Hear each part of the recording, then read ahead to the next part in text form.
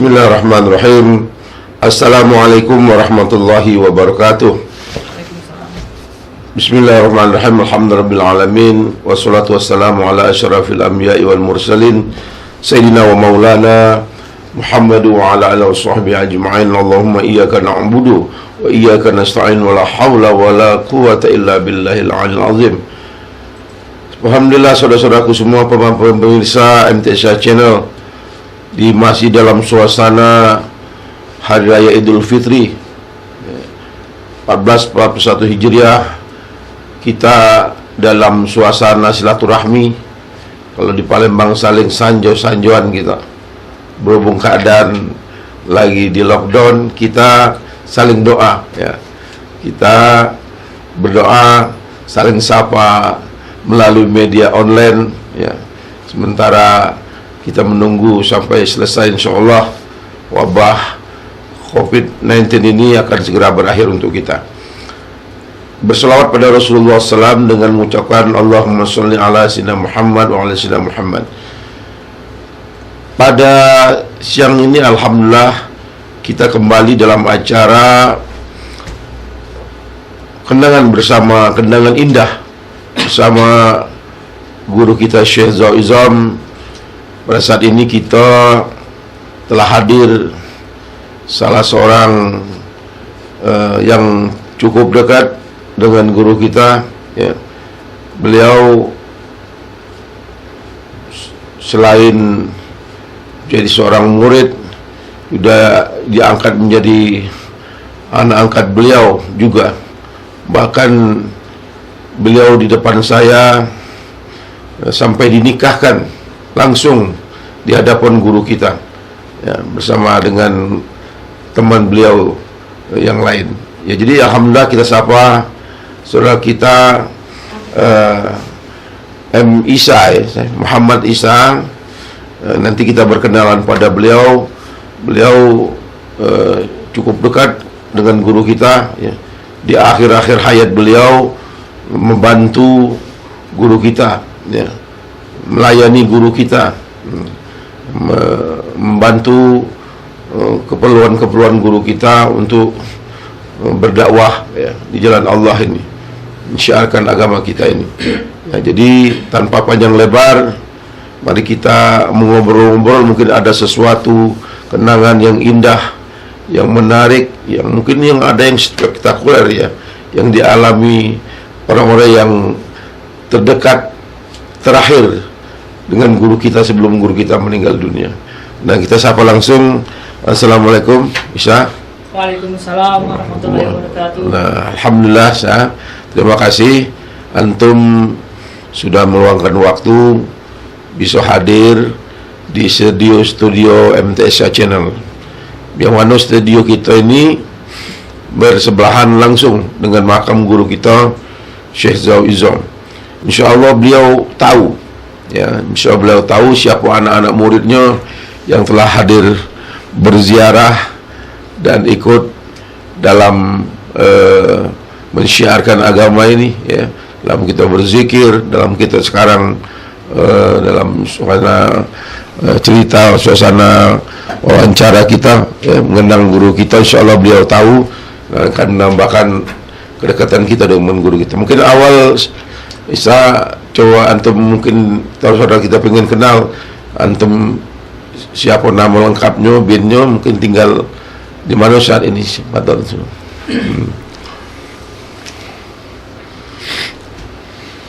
Bismillahirrahmanirrahim.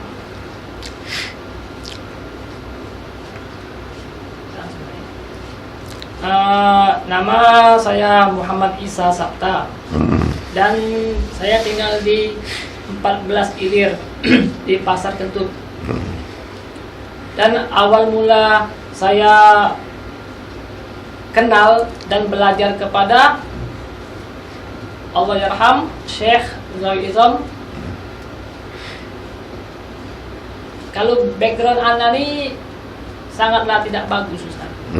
Ana ini seorang penjudi, gambling atau orang hobi judi ya. Judi, Ustaz. Kalau judi itu insya Allah Ana tahu semua. Judi apa be?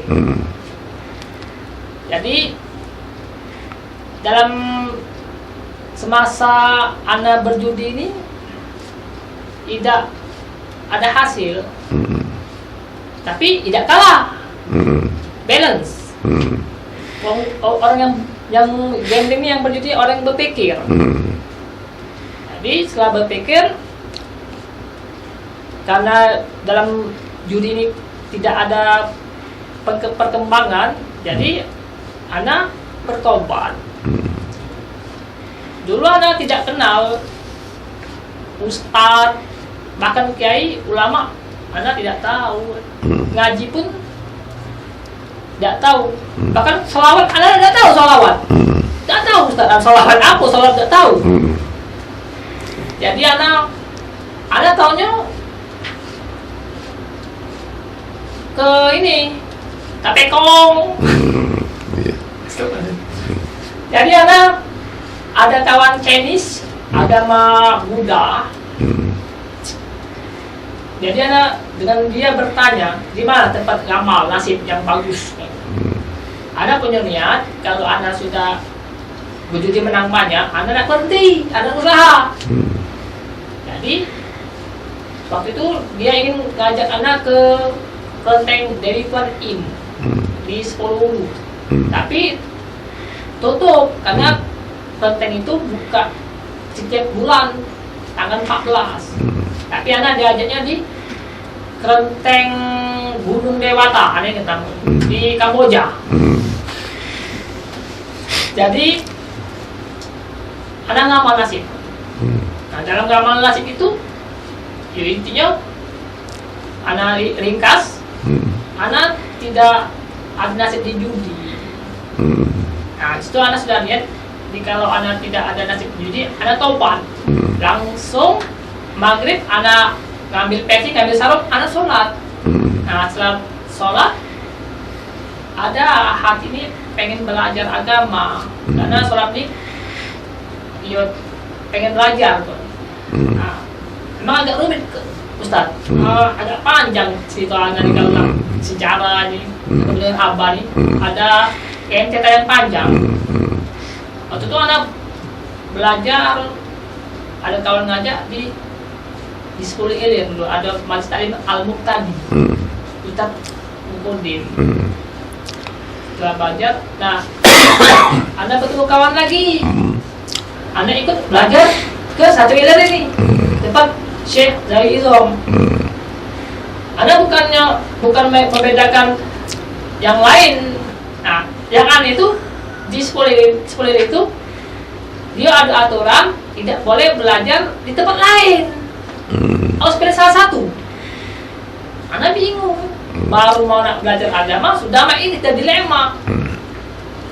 Anda bertanya kepada ayah, ayah nyuruh belajar ke Makodim tadi sekolah liar. Alasan beliau kalau belajar sama Kiai Zawabi terlalu tinggi, gede kali kau gilo. Tapi Umi ada nyuruh Anda belajar ke satu liar ke Sejom. Jadi Anda berdoa sama Allah, ya Allah, aku nak taubat. Kenapa cek ini? Tapi alhamdulillah Allah memberi Anda keyakinan. Anda jadi belajarlah sama Syekh Zawi Izom ini. Nah, pertama kali Anda melihat beliau, orangnya agak lucu. Karena kayak ini habis senyum, habis foto, habis pokoknya senang, gembira dia. Muka beliau tuh senang terus. Nah, kayaknya nggak punya lucu itu. Jadi ya setelah belajar, ya Anda jadi dekat sama beliau nih. Anda nih sangat super bodoh. Jadi hanya doa beliau lah yang Anda harap supaya menjadi manusia yang berilmu, yang berguna bagi agama. Jadi beliau nih kalau ada apa-apa untuk menginovasi Majlis Taklim atau bersih-bersih atau selalu manggil anak. Nah di situ, bahkan anak dengan beliau ini tidak disuruh belajar loh. Kata beliau, gawe kau inilah. Jadi kalau mau belajar, anak cuma nyiapkan makanan, gawa makanan dari rumah kiai ke masjid. Saya itu nyemen lagi, gawe lagi sampai sore, ya itulah.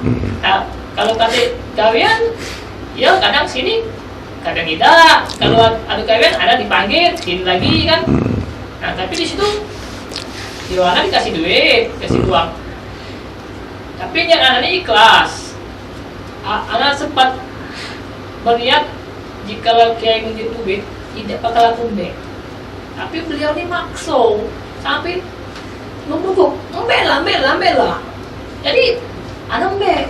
Nah sampai beliau tuh anak tidak jajan nih, simpen jadi jimat.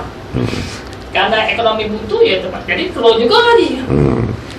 Nah jadi ketika jika beliau pengen ngasih duit, anak sekarang langsung mbek. Anak tidak mau, beliau membukuk lagi, langsung anak ambil. Tapi sebagiannya anak berguna untuk beli kitab dan juga untuk ongkos kesini kan. Mungkin beliau tidak ada duit tadi, anak ada duit, itu anak tidak langsung ini. Memang anak tidak apa-apa kan. Kalau beliau unjuk berapa anak sampai, kalau kata anak ada duit tetap ada persiapan. Nah, pokoknya kalau intinya kalau lah Allah tuh sayang sama anak tuh, kalau Syekh Zaizal tuh kalau sakit tuh selalu ngundang anak. Bahkan anak di luar kota di Pamuli pernah anak Tijaro berdagang. Anak beliau Siti Khorijah nelfon anak bahwa apa sakit, kau balik ke Palembang. Tapi dalam merawat kiai itu anak tidak sendirian. Ada syekh yang lain. Tapi bukan anak ini untuk bangga diri, tapi itu tetap ada situ. Walaupun memang yang lain si A, si B, si C, tapi anak yang satunya ini beda. Nah itu tinggal bukan pembantu. Nah itu. Bahkan walaupun di rumah, anak tetap disuruh merawat beliau, walaupun beliau sudah balik dari rumah sakit dalam perawatan rumah, tetap anak. Bahkan tidur di kamar pun tetap anak sempatlah tidurlah di kamar beliau tuh karena karunia Allah pada anak kan. Tapi beliau meninggal pun anak tetap mengurus beliau, Ustaz. Itu awal perjumpaan ya dengan guru kita. Bagaimana kalau dalam sehari-hari melihat karakter guru kita seperti apa sebenarnya antum ketahui? Ya. Kalau menurut pandangan anak nih Al-Fakir ini, Syekh Zaizal tuh banyak yang belum kenal Ustaz. Di Palembang, bahkan di Indonesia, di dunia belum banyak kenal sama beliau. Nah di sini beliau itu belajar, semasa beliau belajar pada alim ulama kota Palembang dan para habaib. Dan beliau berkata bahwa seluruh guru beliau itu wali Allah, seluruhnya wali. Nah kalau nak tahu siapa guru beliau, tanya dia dari mana lagi beliau. Dan beliau pun masuk wali Allah juga, Ustaz. Wali Allah, min auliillah. Karena dipandang dari segi syariat, akhlak beliau tuh selalu mencontoh akhlak Rasulullah. Sesuatu pertama dari segi ilmu, beliau selalu memuliakan ilmu. Contoh beliau selalu memuliakan alim ulama, beliau muliakan. Para ustadz beliau muliakan. Para hafiz Al-Quran beliau muliakan. Karena beliau berkata kepada anak bahwa orang yang hafiz Al-Quran itu orang yang bertuah. Jadi dimuliakan. Bahkan orang yang belajar pun beliau muliakan, Ustaz. Beliau selalu muliakan. Entah dari umurnya anak-anak atau remaja atau orang tua, kalau menyangkut soal ilmu, beliau seluruh muliakan. Nah, kedua, beliau itu orang yang tawadu. Kalau beliau tuh ngajar di hari Minggu atau menghadir ke acara kondangan-kondangan atau acara-acara besar Islam di masjid atau musola, beliau tuh kalau datang selalu bersalaman. Nah, beliau tuh membuka diri. Jadi beliau tuh tawadu. Orang yang duluan datang itu beliau salami, saling membungkuk. Beliau tuh sudah tua. Tapi dirinya direndahkan, dibungkukkan, disalaminya kan, Ustaz. Bahkan kalau selesai acara apa saja, acara pernikahan atau acara taklim, beliau tuh kalau orang yang mau bersalaman sama beliau membuka diri. Beliau tangannya diulurkan. Jadi orang tuh mudah. Jadi siapa yang mau salaman silakan. Dia selalu tawadu. Dan kalau dengan Ustaz, beliau hormat benar. Begitu merendahkan diri. Walaupun dengan orang ustaz atau ulama atau orang biasa, beliau selalu merendahkan diri. Nah, kalau yang ketiganya, kalau untuk pandangan anak, beliau tuh hobi bersedekah, bersedekah, Ustaz. Ya mungkin ada Ustaz yang terdahulu sudah cerita karena dia itu orangnya hobi bersedekah. Ya bukannya kepada murid-muridnya beliau hobi bersedekah, tapi kepada janda pun mereka sedekah kok. Karena dulu istri beliau buka warung lauk pauk, sayur masak. Kalau sini ada janda yang nitip bolu kue-kue. Nah, kalau kue itu tidak laku, beliau nyuruh saya makan. Dalam hati anda nih, apa kayaknya makan? Ya, kayaknya ya, kayaknya dibayarnya ini. Kayak dia senang, habis pak, barang dia habis. Karena dia jatuh. Masya Allah, janda pun nanti makan. Dileponi lah itu kasar kata masuk Lembang. Ibaratnya kayak gitu, hobinya sedekah. Bukan dengan yang mungkin nggak tahu, kalau dia tahu itu susah, dia sedekah kok nih. Ustaz, tempat kalau anak pandang, beliau tuh uangnya penyayang, beras asih. Bukan biasa mau keluarga, dan juga sama murid-muridnya beliau memperhatikan. Murid yang buntu, yang tidak kasih duit, beliau diongkos belajar. Yang kasih kitab, beliau kasih duit supaya beli kitab. Bahkan murid yang masih bujang, beliau nikahkan. Dia tuh senang menikahkan, senang jadi mak comblang. Jadi yang perawan dipadu ke sama yang bujang sama yang perawan. Ya bahkan termasuklah anak lah yang nasib dipadukan juga. Beliau sudah banyak madu-madu ke murid itu sampai ke pelamin dan menikah. Nah, kalau terimanya anak menilai beliau tuh ibaratnya bagaikan lilin, Ustaz. Lilin tuh menerangi tapi mengobati diri sendiri. Beliau itu sudah tua. Yang namanya orang sudah tua tuh banyak menderita penyakit. Tidak boleh bergaya berat. Nah, beliau tuh saking pengen terus berdakwah, menyampaikan agama Islam, hukum Allah, beliau tidak peduli dengan penyakit beliau tuh kalau tidak peduli. Memang ada sebagian murid yang kayo ke dokter, tapi ketika obat habis, beliau tuh ngambil obat di luar resep. Obat beliau tuh keras kalau diperhatikan beliau tuh makan obat pakai 7 butir sehari. Kita bingung. Nah, obat gatal, obat napas, obat tuh di luar resep dokter kalau kan dokter resep pertama lah habis, keduanya. Jadi kalau anak ngambil resep kedua, ketiga dan seterusnya, kalau apotek nanya mana resep, kata beliau nyampa, hilang. Jadi anak bohong. Ya, dia ngomongnya itu kan, beliau tuh gak peduli penyakit aku, asal apa yang mau hajat apapun beliau selalu sampaikan. Tak tahu yang kaya, yang muda, pejabat atau miskin, beliau sampaikan. Dan juga yang pertama yang undang, beliaulah yang datang pertama.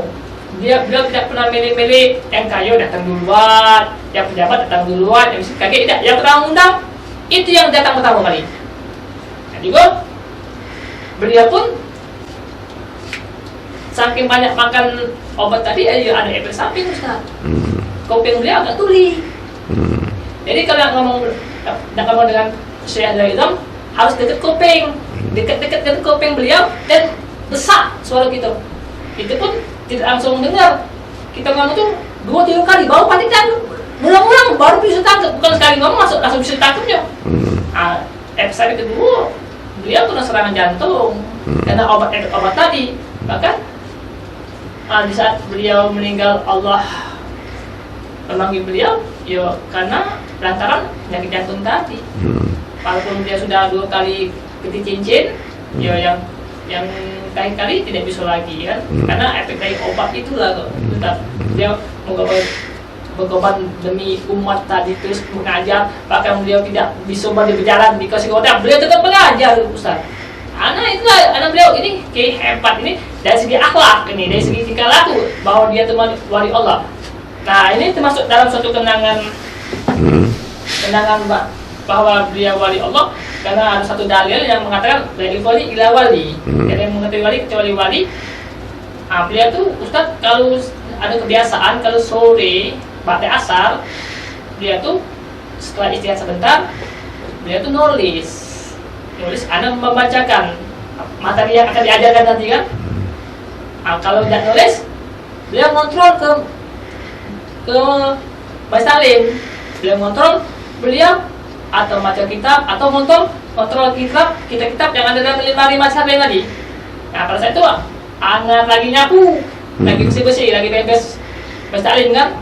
Nah satu cuman atau anak sama beliau berdua. Jadi di dalam ruangan Mas Salim itu banyak foto-foto ulama, abaid, bahkan sampai seluruh ruangan tuh foto kalau dari anak jahil, basic penjudi. Jadi ada yakin dia tuh wali, ada yakin. Cuman untuk menambah yakin tadi ya, seluruh foto itu anak tangannya igal. Dulu anak manggil Syekh panggilannya dengan beliau Yai, kakek. Jadi anak tanya, Yai, ini wali bukan? Wali. Ini bukan wali. Bahkan beliau nyebut wali itu Ustaz pangkatnya Ustaz. Ini kawannya. Anak dan nanya pangkat, nanti walian bukan nanya. Ini pangkatnya ini pangkatnya ini bukan wali, ini baru toriko, ini cuman baru minyak solid, dijawab semua. Seluruh foto-foto yang ada di dalam misalnya itu jawab kalau Ustaz. Bahkan kalau yang wali besar angkat dia dijawabnya. Anak aku berpikir otak penjudi. Ini kalau biasa. Ini yang hebat, bukan wali biasa, jatuh pangkat. Masya Allah kataku, Allah taruh dia ni. Apa yang aku harap ke ini kataku.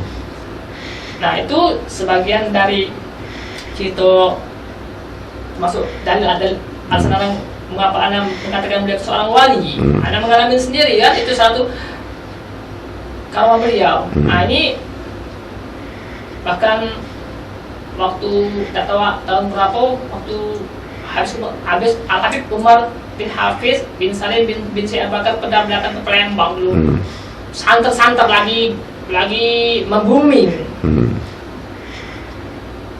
Anak tanya sama Kiai, apa maka Kiai Habib Umar bin Hafiz itu wali bukan?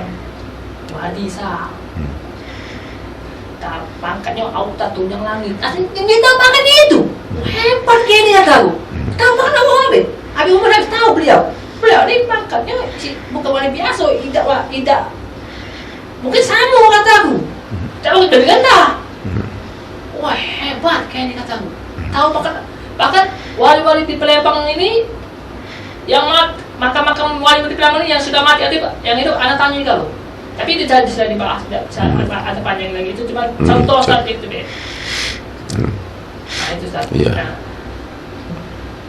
jadi kalau pengalaman itu yo banyak Ustaz, banyak sekali. Yo bukan anak masuk bangga diri yo dari segi perawatan, tidur dan makan. Anak beliau makan seminggu Ustaz.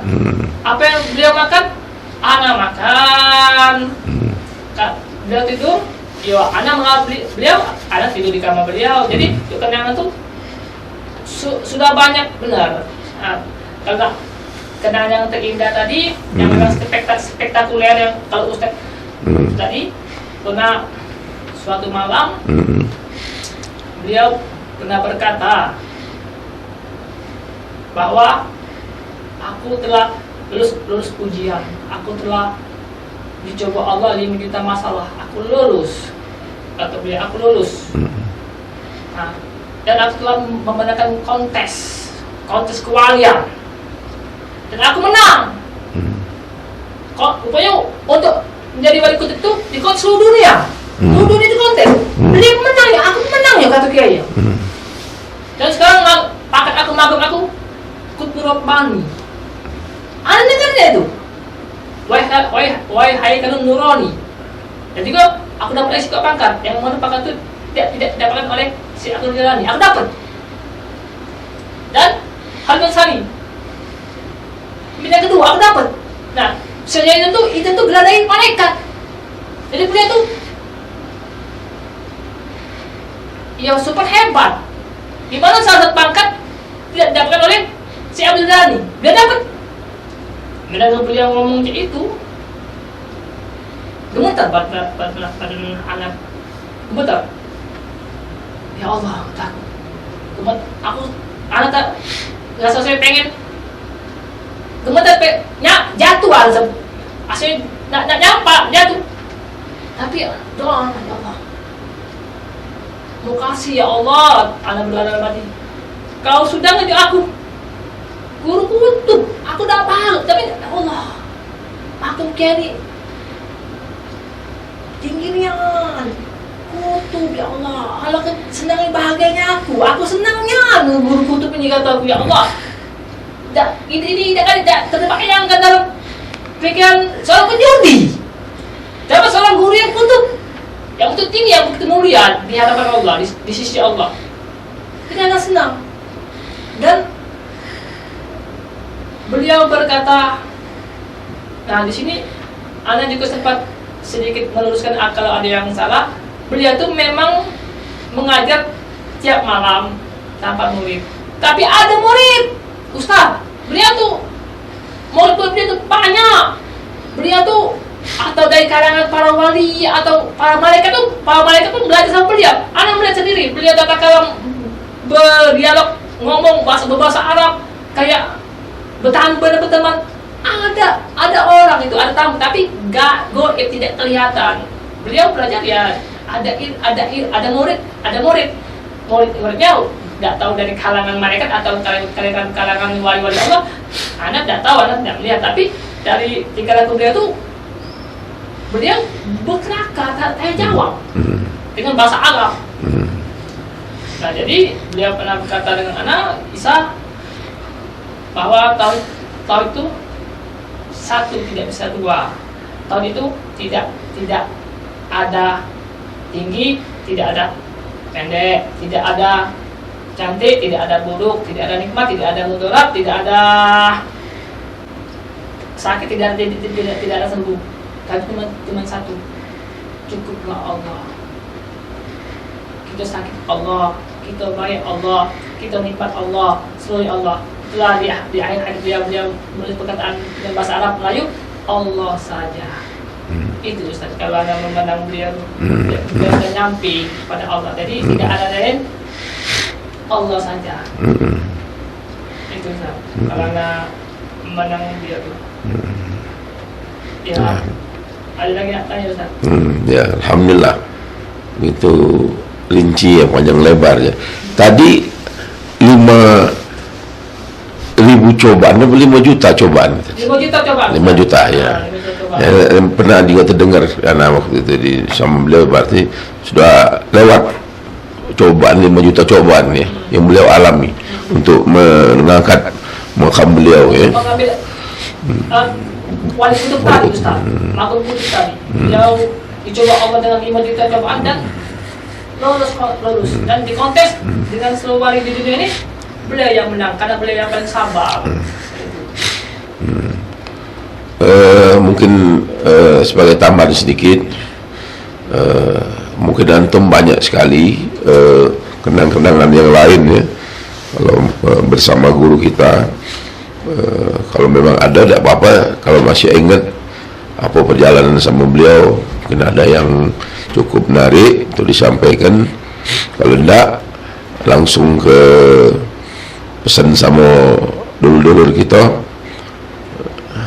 Kalau kenangan tuh, ya beliau tuh memang sabar Ustaz. Beliau tuh susah Ustaz, selalu menderita. Kalau sore itu asal tuh dia tuh makan cuman Indomie dari ayam sama telur sama kambing makan. Kalau memang tunjang, kalau di lebih tunjang, beliau tuh temen susahnya, sakunya kalau tahu memang susah. Beliau tuh memang beliau sudah bisa dekat, memang beliau bisa dekat, tapi makan beliau tuh tidak sesuai vitamin gizi. Dia tuh cukup nampel. Nah, beliau tuh punya istri beliau tuh kalau jam 9 pagi pembantu anaknya Khadijah jualan saya masak di seberang. Nah, istri dia tuh cuma masak nasi. Nah, lauknya kami yang beli. Nah, kalau sore itu menu utama tuh tetap Indomie kari ayam sama telur mata sapi. Itu loh Ustaz. Tidak kayak bukan itulah untuk nyiapkan. Beliau mengajar di waktu maghrib tadi di musola atau di mana itulah. Beliau tuh susah dia tuh. Beliau banyak mengidap penyakit dia tuh gatal sampai koreng api Ustaz. Lalu dia mengamati ke beliau tuh gagal mata. Gatal mata dia tuh, koreng api itu. Ya saya, anak kalian misalnya sembuh. Nah, supaya koreng api tidak lagi balik, makanya isi dia lebih gatal untuk menangkan januari supaya koreng api tidak lagi kambuh lagi. Nah, dengan popung tadi kan sembuh kan. Nah, tadilah yang isi dalam yang supaya tidak dapat lagi yang koreng api tadi. Ya kalau pesennya ya sebenarnya Ana tidak kasih pesan. Ana ini mengajak para kawan-kawan sesuai untuk berpikir sendiri lah yang berpikir yang baik. Tapi intinya Ana pesannya bersabarlah di dalam pandemi COVID-19 ini karena kita lagi diuji Allah dari segi ekonomi dan keimanan kita jadi diuji dan bersabarlah banyak-banyak berdoa dan jadi itu yang kita pandang itu baik ya kita jalani, yang jahat ya kita jangan jalani itu dan juga jangan jauh-jauh daripada ulama itu kan walaupun pemerintah melarang ya kita tetaplah ingat kepada ulama kalau bisa walaupun tidak bisa datang satu hari kita jenguk foto-foto ulama jadilah Ustaz yang apalagi kita memandang wajah beliau tuh kalau tingkat kenangan siapa beliau tuh Masya Allah maksudnya pengen ulang kembali Ustaz. Iya itulah Ustaz. Iya Alhamdulillah. Jadi para jemaah sekalian, mungkin dengan cerita ini akan jadi menambah kecintaan kita kepada guru kita Syekh Zaizam. Dengan cinta ke beliau kita akan mengamalkan semua amal-amalan yang pernah beliau jazahkan, yang kita berikan kepada kita, dan ikut kita mensyiarkan semua yang pernah beliau syiarkan untuk agama kita. Jadi juga membantu ya untuk meramaikan majelis taklim sesuai yang beliau wasiatkan untuk kita. Jadi ada di sini ada majelis taklim untuk kita belajar ilmu, ada rumah tahfiz ya, mungkin anak-anak kita bisa mengambil keberkahan untuk bisa menghafal tempat ini. Juga di sini juga ada Masjid Sultan Agung di mana tempat kita untuk berdakwah dan bertemu silaturahmi sholat berjamaah. Dan di samping masjid juga ada makam beliau guru kita Syekh Zaizam, dan di sebelah makam ini juga ada studio tempat kita syiar berdakwah syiar Islam. Jadi di sini sudah jadi satu komplek lengkap untuk kita berdakwah, ya, berdakwah, menimba ilmu kita, ya, untuk kita juga mendekatkan diri kepada Allah Subhanahu wa taala. Kita harus, para jemaah sekalian, apalagi di kondisi di akhir zaman sekarang, kita diharuskan untuk selamatnya kita dunia akhirat, kita harus berjumpa, bertemu, ya, mengikuti seorang ulama, guru-guru yang mursyid. Kalau kita tidak dapat guru yang mursyid, agak sulit kita untuk bisa dekat kepada Allah, untuk dekat kepada Rasulullah, ya. Dan guru-guru mursyid lah akan memberikan syafaatnya juga kepada murid-murid beliau, akan menyelamatkan murid-murid beliau, ya, dari susahnya sakaratul maut, dari hisab, ya, nanti di yaumil akhir, ya, di dalam kubur kita, ya. Jadi kalau bagi yang belum berjumpa dengan guru kita, ya, banyak-banyak kita bersolawat pada Rasulullah SAW. InsyaAllah kita akan mendapatkan bimbingan dari Rasulullah, mendapatkan guru-guru kita yang mursyid. Inilah para jemaah sekalian, pertemuan singkat kita dengan saudara M. Insa yang saat ini beliau sudah berkeluarga. Ya, saya sudah berapa nak? Ya Ustaz, sampai tamat. Bahkan anak pun menikah pun diangkat oleh beliau, Ustaz. Oleh ini nak Cito apa? Cito panjang dia ala nikahnya aku singkat. Tidak apa-apa. Cerita lagi tidak apa-apa, masalah kita ada tutup aja. Saat ini anak menikah nih, beliau yang angkat anak, Ustaz. Anak menikah nih, anak kasih duit. Duit cuma ada 2 juta. Dalam jangka 3 bulan, anak sudah janji kepada calon mertua tadi untuk melamar anaknya. Setelah Lebaran Idul Fitri. Dan rupanya kata Senda Idom bisa kakek nikah mundur. Ada sebab digana bareng kawanan bareng Jaka sama Kiki. Jadi 3 kayak menikah tuh di nikah masal di masjid apa di mana ya kan? Nah, tapi si Kiki itu dia menolak kan, jadi berdua itu Ustaz. Nah, suatu anak melamar istri anak tuh, lamaran diterima sama calon mertua. Tapi kata calon mertua, ngayunya dapat kamu tuh lah. Anak kan itu Jadi anak melapor sama beliau. Kiai, aku sudah ngelamar. Aku ngelamar diterima. Mengawi ke tempat aku tuh lah. Kata beliau, sudah. Kayu ke masjid. Nah, masjid kan? Ya, alhamdulillah rezeki mulai mengalir, tapi tidak sesuai. Tapi ya alhamdulillah lah. Anak melamar tuh bagus. Gawak-gawakan cara Palembang, ada soket murah, soket 19, kosmetik, tapi sembako tidak. Nah, seluruh acara konsumsi segala macam di masjid ini seluruhnya beliau yang dananya. Nah, anak kan itu duit, anak cuma ngelamar gitu tuh lah, sama mas kawin. Nah, seluruhnya dan undangan juga atas nama undangan keluarga besar Syekh Zaidom, bukan undangan anak.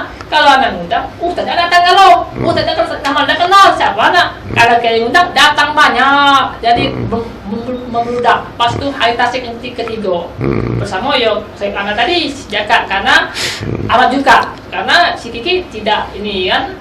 Nah, dan juga kata kayaknya kalau kau kawin kayak diarak makin terbangan, tapi terbangan batal.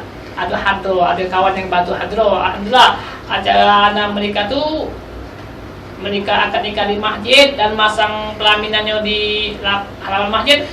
Alhamdulillah banyak orang yang ngomong, kawan-kawan banyak keberkahan situ Ustaz. Dan subhanallah banyak kau ni membutuhannya kata kau ni tak baca untuk ini kan. Kau ni lah baca banyak di masjid, kayak ngawin ni kau. Banyak Ustaz datang, banyak doa. aku pengennya ini Om, cuman nggak bisa dia Om.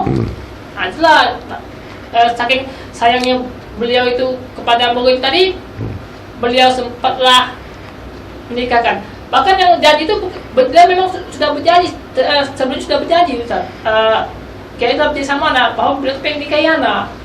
Memang janji beliau dilaksanakan ya. Nah setelah itu, setelah anak menikah 3 hari beliau meninggal Ustaz. Anehnya, dan anak menikah 3 hari. 3 hari itu meninggal. Ditunaikan nyo, janji beliau itu ditunaikan nyo, dinikahkan nyo. 3 hari beliau meninggal. Itulah sayang beliau sama anak. Dengan sampai-sampean anak pun yuk ketika modal diangkatnya konsumsi seluruhnya beliau kalau yang danai.